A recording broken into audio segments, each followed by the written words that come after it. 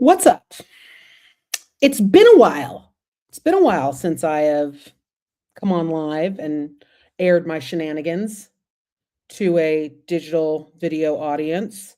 Um, Yet here I am, streaming live from Munich, Germany, where I have had the very distinct pleasure of joining about 1,000, I want to say, Cognigy, or sorry, now NiCE Cognigy customers who are all laser focused on not learning about or being theoretical about conversational AI.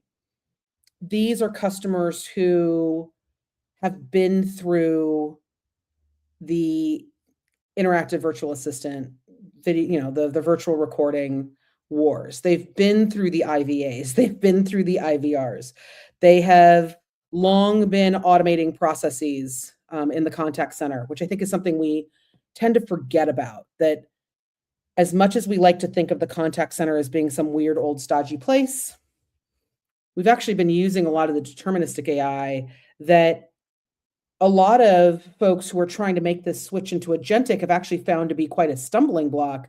The contact center has been doing this for a while now, right? In fact, if we just kind of even zoom out from there, service has been doing this for quite a while now. And so it was really invigorating. It's a word I can come up with. Being in this room and hearing from customers on the stage, hearing from practitioners who are implementing. I mean, these are people who have titles like head of conversational AI strategy or conversational AI lead. There are people who have talked about being the point person for all generative agent development for their enterprise. And we're not talking about small enterprises. We're talking about customers who got up on that Nexus 2026 stage, and we're talking Fabletics, Allianz, Lufthansa. We're talking Sky TV. These are customers who are dealing with very large, very complex customer engagement and customer experience conversations at very big, very real levels. And they are all talking about how they are bringing robust conversational AI to the table. These aren't POCs. These aren't random acts of experimentation. These are real, fully blown, full-fledged programs in production. And the thing I think I'm walking away from Nexus with is really understanding just how deeply the Cognigy team has continued to work with customers to solve some of the most complex use cases out there.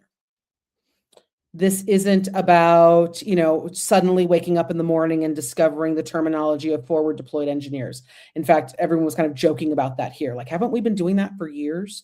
Because in a lot of these customer experience settings, whether you are in that traditional contact center or whether you are in a more holistic view of CX, whether you're talking about marketing and service and sales and commerce all coming together, utilizing these agents across a conversational landscape to really help connect your customer to what they are trying to do, to what they are looking to accomplish. We're seeing that really come through, and we're seeing those success stories. What I will say about Nexus as an event is that it is very pragmatic from the sense of you can't get away from, I've kind of been chuckling, like you can't get away from the German. My colleague Holger Mueller would be actually quite ecstatic about that. But there is a almost reserved enthusiasm, because I got to tell you, for these customers, and these are, whether they are customers of Cognigy or whether they are combined customers of NiCE and Cognigy, they've been looking at and building out conversational AI tools, but they're also drafting off the CX1 platform that brings that data, that brings all of those processes, that bring all the channels, that bring all the communications, that bring the calls, that bring the voice, that brings all of it, that really brings engagement to the table.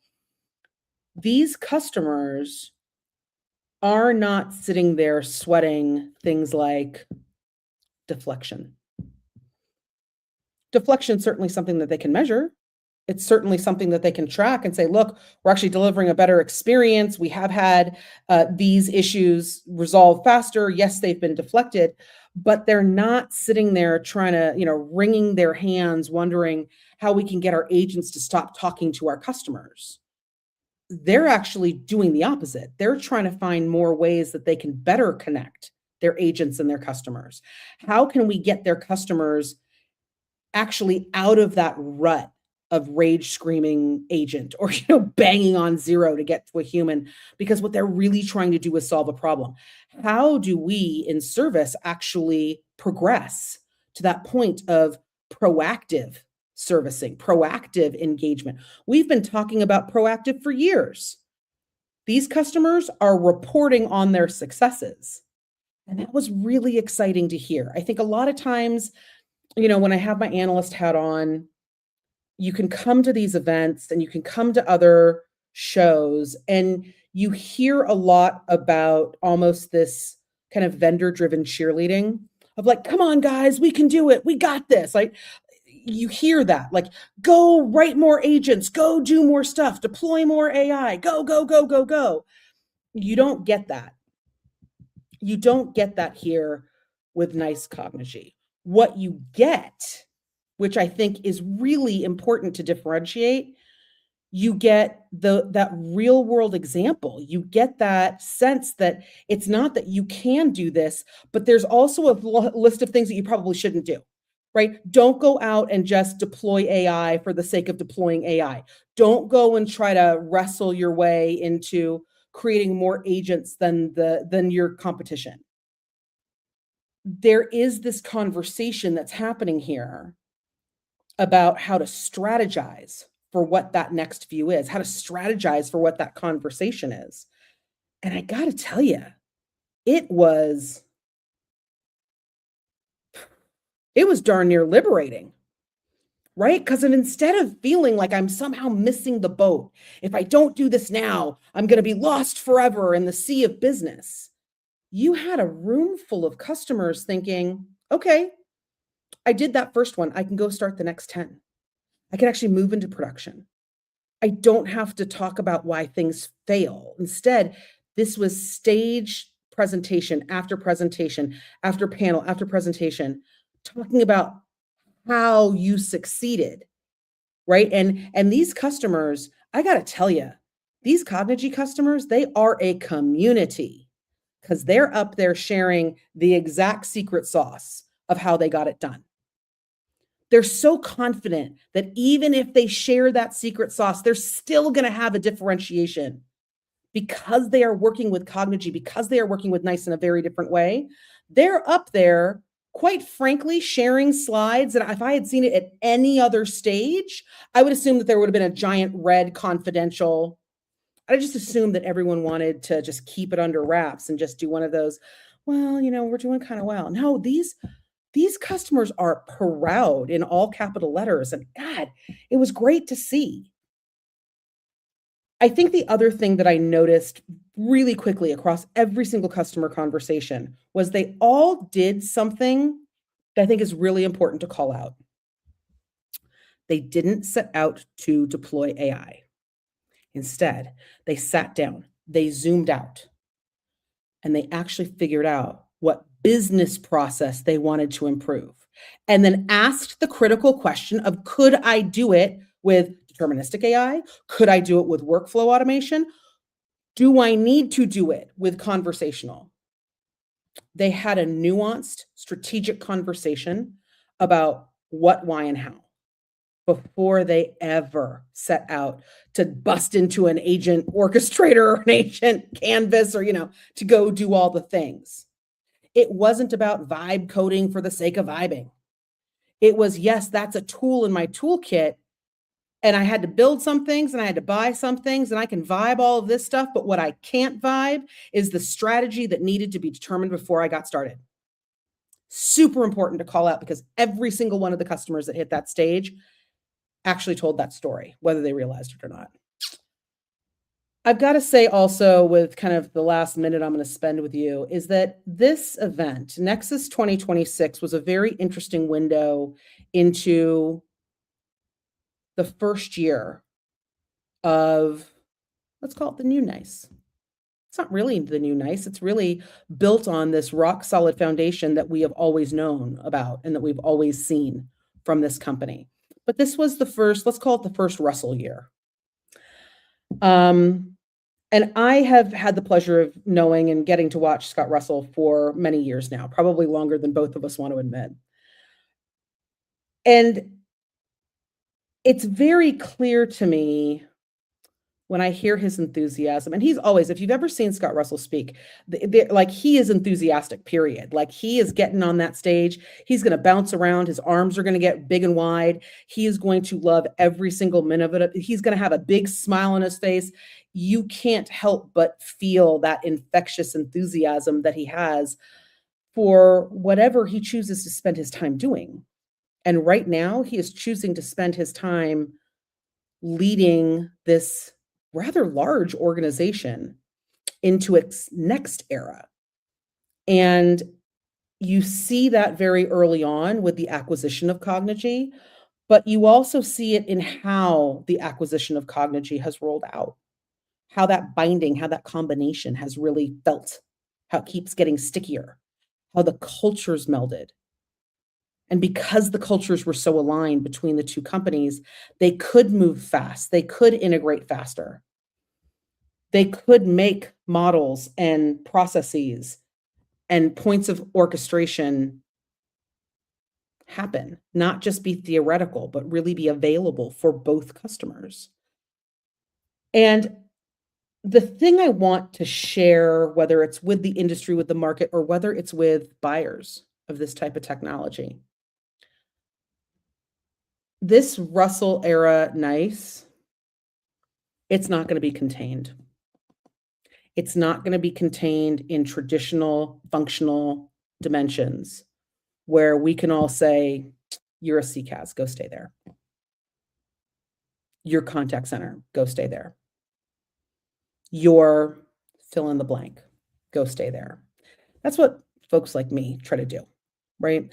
I think analysts out there and market watchers, we try to make sure that the lanes that we put people in are guardrailed by absolute concrete. And Scott Russell is making it very, very clear that he is not going to be contained by those traditional guardrails. The vision that he is empowering everyone at NiCE to have is one where the technology and the data and the strategy follows where the customer needs to go. It will take some doing to get there, but he's got a vision, and the roadmap shows it. And I, for one, gosh darn it, I enjoy watching it. NiCE has always been a great company, full of great people, really great engineers, really great marketers, really great communications leaders. And that hasn't changed. But what has changed is this sense of being untethered from that tradition. Being able to look out at where opportunity might sit for NiCE that has nothing to do with the past decades of where they have sat, where they were first implemented, who traditionally buys. We didn't hear that here. And I got to tell you, we need more of that. We need more of it. Okay, so with all of that, I am going to continue to watch the sheep outside my hotel window. There's this big field across the street, and it's like right before you get to the highway. And there's this big pack of sheep that are out there. And you know me, I'm LA city girl. but I'm watching these sheep run around like I've never seen an animal out on grass. I mean, it's kind of great. And they kind of like wobble. I know, I'm fascinated by the weirdest things, but it might just be because I haven't slept all that much. Who knows? But to the NiCE Cognigy team who invited me to come out to Munich, thank you. Thank you. I needed the reset. And it's not that I needed the reset about NiCE. That's not the point here. I needed the reset that your customers gave me. I needed to hear that enthusiasm. I needed to hear the outcomes. I didn't need to hear days worth of conversations about how excited that AI did something where we sat and luxuriated in celebrating the outputs. Presentation after presentation, these are the people celebrating the outcomes. And I got to tell you, they're the ones that are going to differentiate. These are the organizations that are going to drive growth. They're going to drive everything from manufacturing time to pushing on that growth lever. And it was really great to hear. It makes me remember why I'm so enthusiastic about AI at the functional level. So thank you. And to the rest of y'all, I will see you next time. I'm out.